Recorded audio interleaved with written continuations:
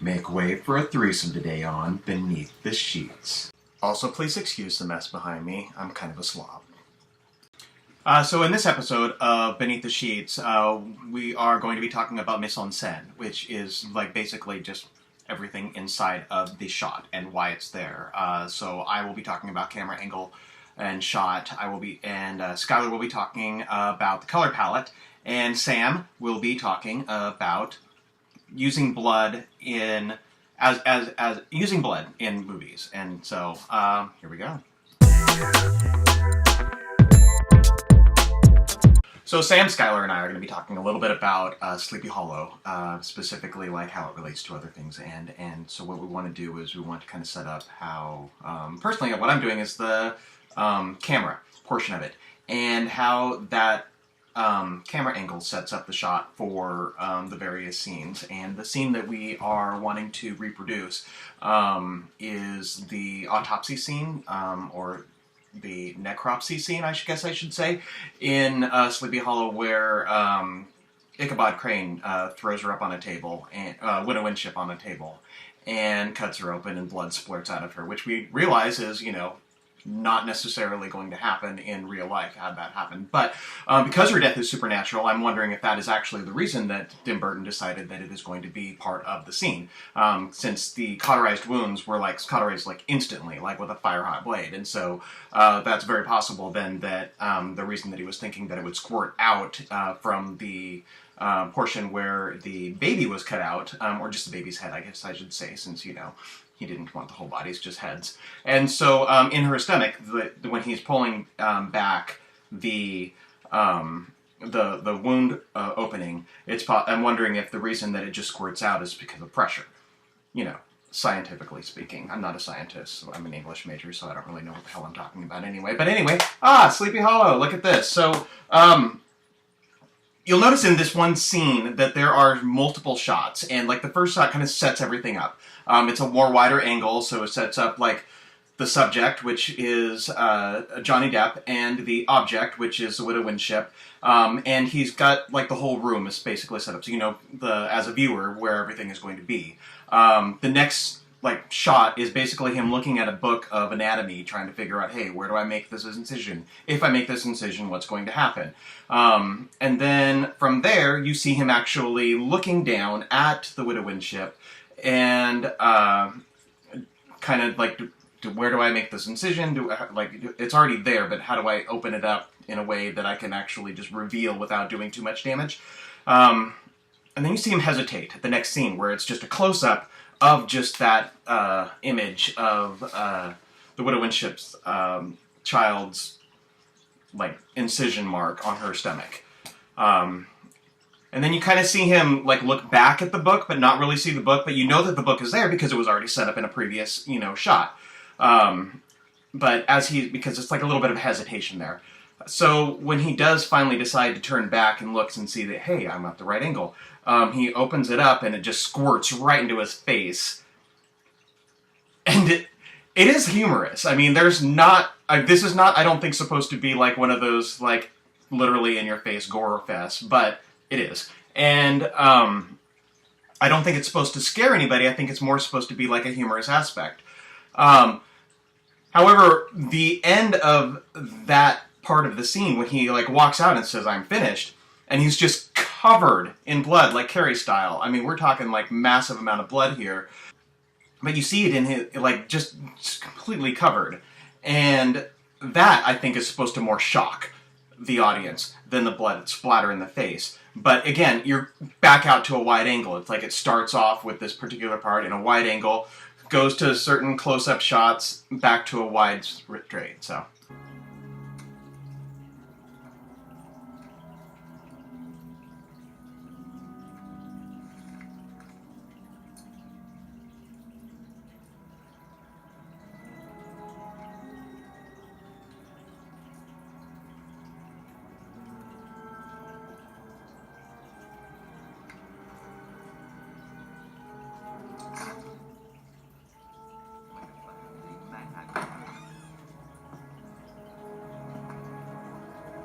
I'm finished. So you can't talk about a shot without talking about the actual camera angle itself, and Tim Burton, at least, is not alone in, you know, strategically using the angle of a camera to kind of broaden the story so that it gives more visual information as far as what's happening. A couple of the angles that make, you know, like, you've got your eye level shot. That's your basic one. That's like, this is us right now. We're at eye level. But then you've also got, say, your, you know, low angle shot where, you know, you are basically like looking up at the person. And then you've got your high angle shot where you're kind of, you know, the camera is underneath. And then you've got your Dutch tilt. Sorry. But I mean, with each of these shots, they say something about the scene itself that gives more visual information than just telling you through dialogue. And so, like when you're typically when you see a you know, a shot where it's shot like from underneath, and you get like, you know, the Jabba the Hutt chin, that is trying to, you know, convey the fact that it can do a couple things. It can kind of like make a little bit off kilter so that you feel a little uncomfortable in that scene, like you're just like a mouse on the floor or something like that. But what it also does is it creates a sense of grandeur, like this character is larger than life, and they're just towering over you. Whereas when you get like a low angle shot, it makes them seem smaller. And so, you know, camera angle is in a shot is just as important as the what's in the shot itself. So here are some examples of different shots that are used in films. And so I've got Rear Window, where it's like an eye-level shot. And also another one is Pulp Fiction, where it's an eye-level shot to make it even more creepy because it's like shooting at you. Psycho, where it's an over-the-head shot because, oh my gosh, what's going to happen? And then you've got, like, oh my gosh, I've got Harry Potter, like, completely, like, about ready to be annihilated by a Dementor. And then you have, like with the Avengers, like when they're, you know, all assembled over you, and so they're going to, you know, basically attack Loki, and so it's like, hey, intimidation. And Spider-Man with Tobey Maguire, they use that same angle, but it conveys a different message. It's more of a, oh my gosh, I'm a hero. And then you've got the over-the-shoulder shot, which can be a little bit intimidating, especially when you look at both Catch Me If You Can, or Catch Me If You Can, and also in Harry Potter, where you have, I mean, just the way that it's portrayed. I mean, you can convey different emotions based off of that. And then there's also, you know, the gratuitous shot of just Captain America's ass, which, you know, Chris Evans, yum.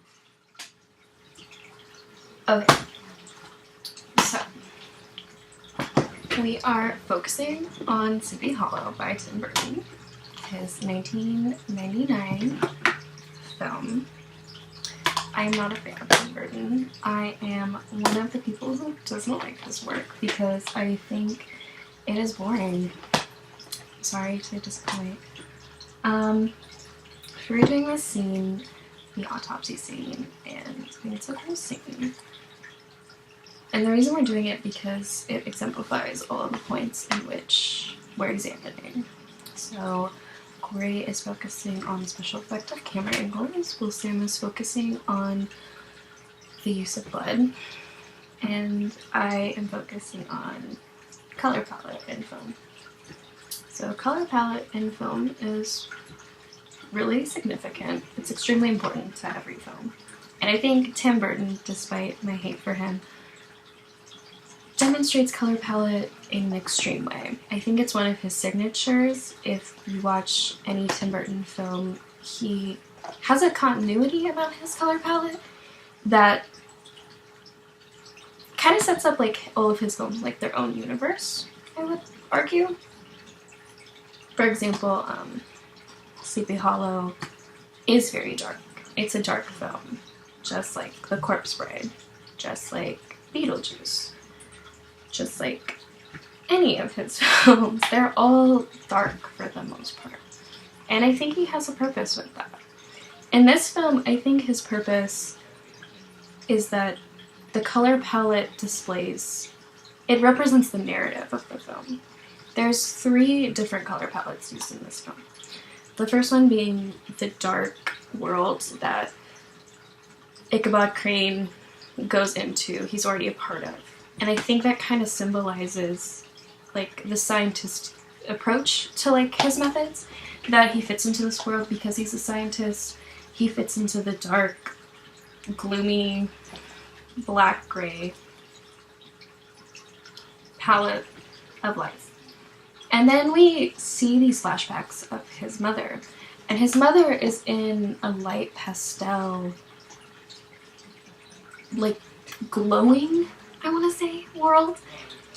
And it's very, it creates a contrast. So we see like the fantastical, paranormal versus like the dark reality, scientist, ideal world, where these worlds collide but they don't mix, and they're contrasted.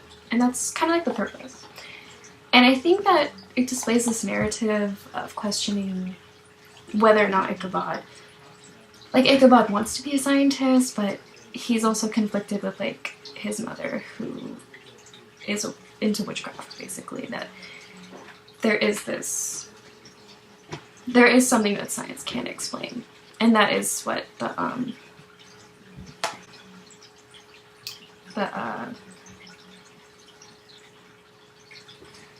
awkward pause. The horseman. The horseman is like kind of the combination of that, I guess. Filming this scene today, and I think it'll go really well, and I think it'll be really nice, and there will be lots of blood. And, you know, I'm just excited to see, like, how we film it. And I'm excited to film Cory filming it, because I think that'll be really fun and interesting. Because none of us have ever done this before, so it'll be weird and cool. So as I was saying, when you get to the ending of the film, that's kind of when we see, like, a whole new color palette. We kind of see, like, the combination of the dark and the light. We see, like, the white snow. There's 3 distinct color palettes, and they're all significant in their own way. And they all represent the narrative of the story. And we see that when the ending occurs, and he's with Katrina, and we see these worlds collide, and they coexist, and it's okay. Where was I? So we see the ending where Ichabod fits into the new world of like the combining of the color palettes, and that's why color palette is significant. And if I were to bring another film to compare Tim Burton's Sleepy Hollow to, I would compare it to any Wes Anderson film. Wes Anderson is known for his use of color palettes, and I think in Wes Anderson film, his films, the color palettes kind of represent like the era. So if we were to look at like Moonrise Kingdom, we get the ambiance of like the 60s throughout all the colors he uses in the film. And it creates an interesting dynamic, and it has a continuity in itself. And I think Wes Anderson achieves the same thing that Tim Burton does, in that all of his films kind of can coexist in this unique universe. So I think that's an artistic choice that they make, and it has some greater significance to it because their fans can appreciate it, basically. So if I were to talk about the color palette of the scene we're discussing, I would say that, since we're talking about blood already, I think that blood is significant in this film because it stands out of the color palette. And we have the dark, the white, the gray, the blue. Blue's really big in this film too. And then we have like this weird red blood. It really stands out, and I think it creates an emphasis. Like the color palette, it contrasts the color palette, so it's emphasized in the film, meaning it has greater significance. And if we were to even look at like the cover of the film, we see that like the title is in red and it stands out. So color palette is important. It can represent an era of a film, it can represent meaning, it can have contrast, or it can even just point something out, like blood. So, So I definitely have more of an issue with the blood in that scene than Cory does. And a lot of my issue is that Sleepy Hollow, even though it's a more comical world than ours is, it still sets itself up as being very similar to our own world. Like, there's no reason for us to believe that blood works differently in this world, and that up to this point, like, there's no indication that blood works differently. There's no indication that a body that has been dead for like over a week would be squirting blood all over the place. And so, whereas Cory looks at that and views it as like, okay, the wound was cauterized, I don't buy into it. Like, my suspension of disbelief is lost. Because to me, what that scene is it is just a reason for laughs. It's just like, we want to squirt blood on Johnny Depp's face, we're going to squirt blood on Johnny Depp's face. And it's even more of an issue to me because it's a repeating gag. And it's a repeating gag where he reacts the same way each time. So, whereas that seems not believable to me, the idea that the, blood tree would be squirting blood on him, it's understandable because that we know for sure is supernatural. Like, it's a gateway to hell.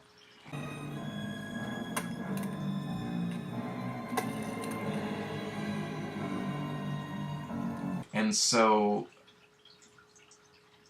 it's understandable that that would work differently than things in our world do. Whereas the body, not so much. But again, like, it's a repeating gag, and in one case, I think it works. I think it works with the tree, because it makes sense, and we're able to buy into that, like, we understand this is supernatural, it's weird, it's gross, there's a bunch of heads in it.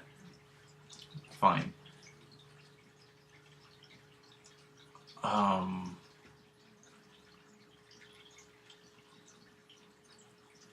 And it's also like the fact that Johnny Depp reacts to both of these things more or less the same way, and it's not to be scared, it's just to be like, ew, there's blood on me. And so even though, the Tree of Blood scene makes way more sense within that universe to me, his response doesn't make as much sense. Or it doesn't make any sense, really, to me. He should be scared. That should be... That scene should be played less for laughs and more for, like, oh, this is weird. And it's not. And so... yeah,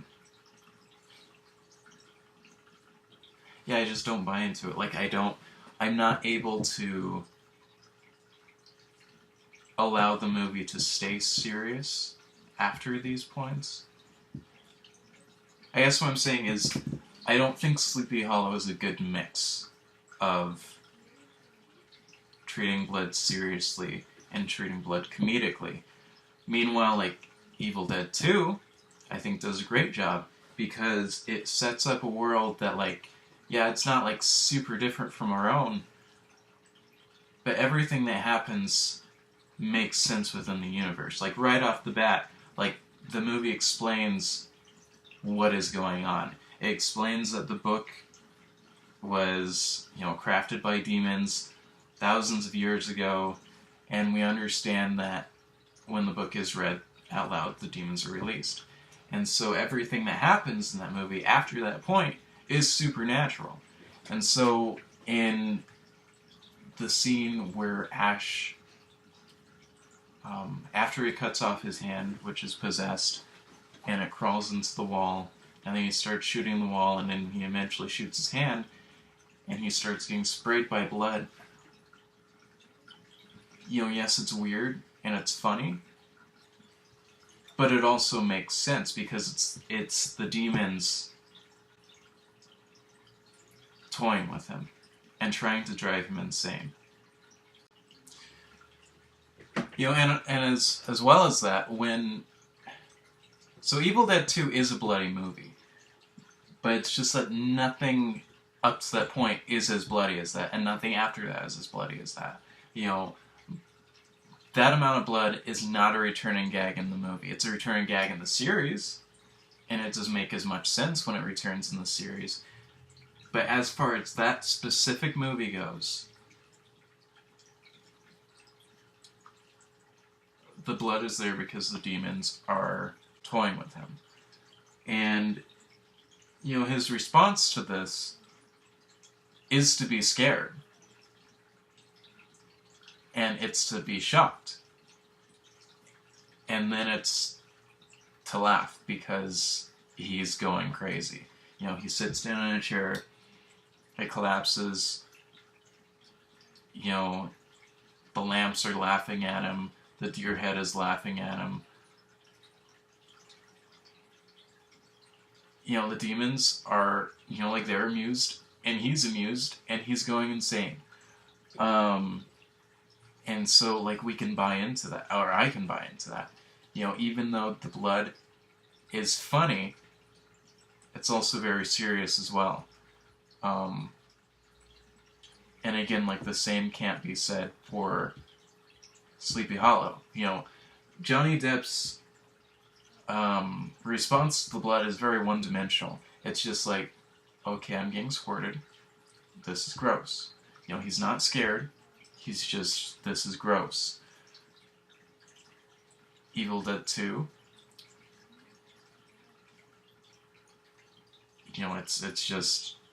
It's mostly fear. It's fear and it's shock. And it's confusion. Because that's a lot of fucking blood. And then it just disappears. It just, goes back into the house. And so, that imagery of, all of that blood, then turns, this oil-like substance, which might have been sewage, honestly, and then it just it's sucked right back into the house. That's weird. There's no way to respond to that other than to be shocked. And it's that alone, I think, makes the blood more effective in that movie. Because his response is realistic. And it creates a scene that is both funny and disturbing. Even though it's mostly just funny, Oh, and the look of the blood too. The look of the blood in Sleepy Hollow, it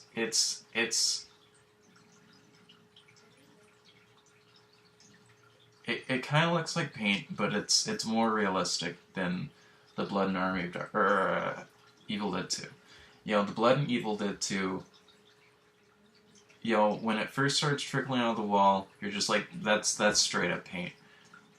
But it works. Somehow it just works better. Straight up paint should not be more effective than, whatever substance Tim Burton uses.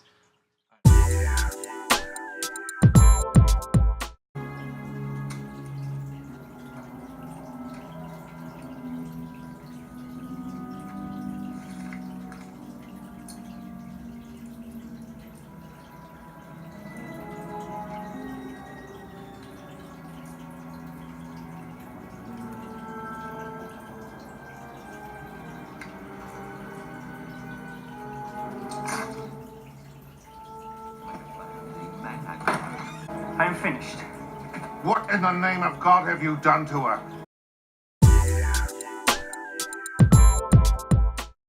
We'll just keep squirting until we get it right. Good advice. What is it that we're doing right now? What am I doing? What am I doing right now? Everything except for you're doing the scene, so you got to put the glasses on. Okay. And then you check the book. And So you kind of touch that bead. Am I putting the glasses on while you're filming, or should I have them on already? No. Before we start filming, So I will be over here. I will film. You put the glasses on. You look down. You check, and then the next thing we're gonna do is I'm gonna set up another shot, and you're gonna touch the book. Then I'm gonna set up another shot where you're just going like this with a knife. Okay, so I'm touching it, and then you're gonna do another one with me touching it. Yeah, here. This is our sequence. I'm just gonna leave this here since. And then you're gonna like hold up your utensils. Okay. And then just touch like this, but not really touch, like, and then hesitate. Look at the book. Look at that again. And then just go, ooh. All right. So let me move out of the scene. You can always use your glasses if you want to. It's true. I'll clean them for you. All right. Are we ready for this? Yeah. Okay. Glasses off. Okay, well. Okay. 5, 4, 3.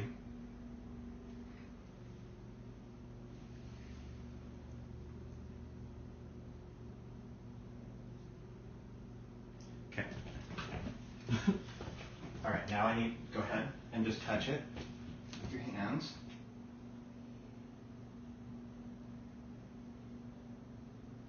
All right, now,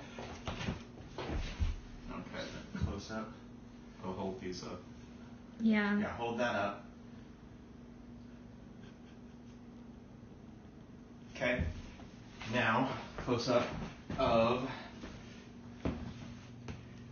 which direction do I need to be? It's here. Yeah.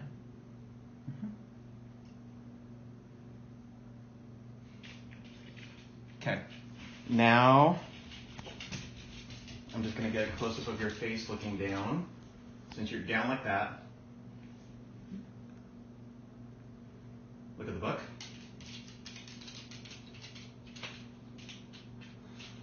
Perfect. Great direction. And then the next thing you'll see is squirt in your face. Okay. Let's do that last part again, okay? Which part? So the part where Just you me looking down? are looking down, look at the book, Okay. look back, okay? Ready? Go.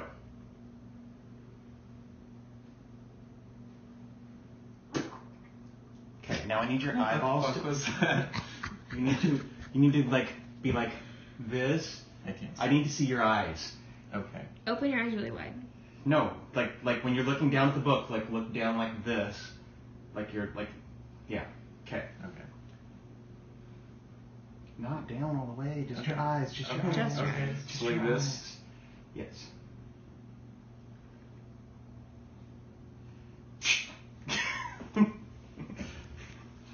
Okay, let's do Director this. Cory. Yeah, we can do this. Okay. Are you sure? I can be at the right angle now. Okay. You better squeeze. All right, Take a deep breath. bend over. Sean. Mhm. Perfect. Don't say Okay. anything. You can talk a little bit. All right, so all right. Straight face. Don't smile. So what you want to do Mhm. is you're looking down, Mhm. then you look at the book, you look back down, you move your arm up like you're lifting. Like this. All right, yes. Okay. Got it? Sure. Okay, Ready? go.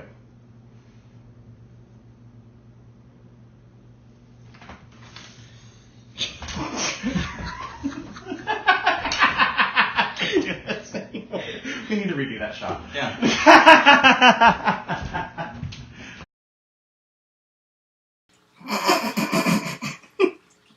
It's solid. All right. So anyway, final thoughts on this, I guess, is going to be the fact that hey, we've made way for a three-way. Not into that. Don't worry about it. But It's definitely gonna. You're definitely gonna. what? No, that's staying in. But I think the first thing that I realized is that when you are squirting somebody with ketchup, you really need to make sure that bottle is not in the shot. Because, you know, you just are just in the moment and you just start squirting over and over and over, and then you realize that your hand is just like, it's in the wrong place. And so making sure that when you're doing special effects, keep them just that, special effects. Because if you take the special out of it, then they're just, squirting. I think you're the only one that learned that today. I guess. I don't know. I mean, it went everywhere. Everywhere. What did you learn, Sam? I learned that Cory is a terrible director, and he's terrible at squirting ketchup. All true. Facts. Yeah. Factual. That's about it. And also not very good at talking about movies. At least these movies. Specifically Sleepy Hollow, because It's a bad movie. I despise it. Yeah. It's not very good. My God. I love this movie. It's Don't listen to them. awful. Burton is my hero.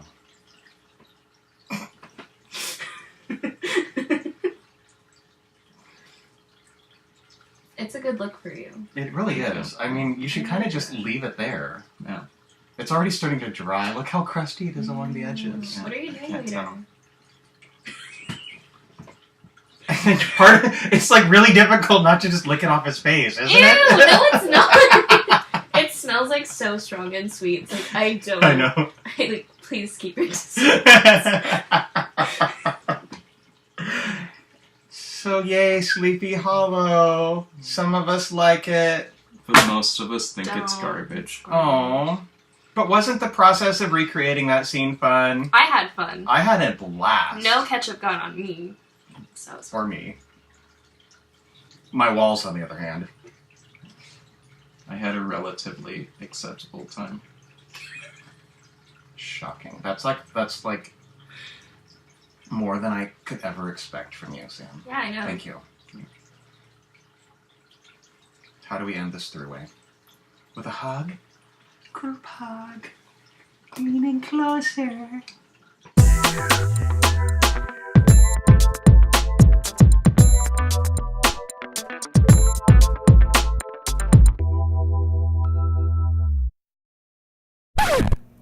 Hey, so I'll probably wipe a little bit of this off. a little bit of it It's off. gross. Why? It's It gross. looks so good. It You feels should leave it on gross. for the rest of this. No, Sam, no. Continue. Okay. for the children. No, there are no children. Okay. I think you should. Film is cool. Color palette is significant. Camera angles matter. And the use of blood is important to analyze. So, fun facts. So by researching camera angles, you can also take better selfies. I mean, seriously. You want this or this?